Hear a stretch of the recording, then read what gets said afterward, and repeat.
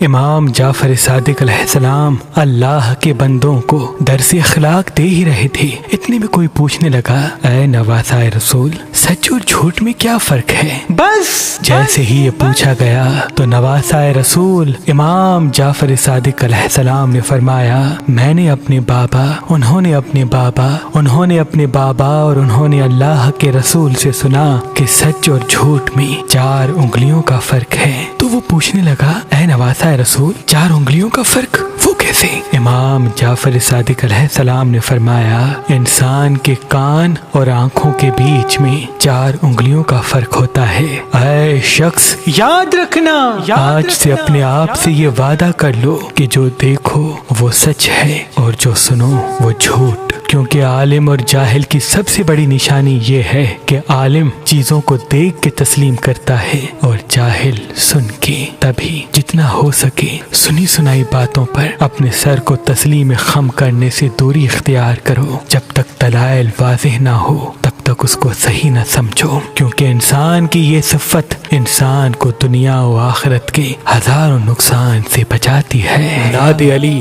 اللہ کا معجزہ ہے اور عقیق پتھر مومن کی نشانی ہے۔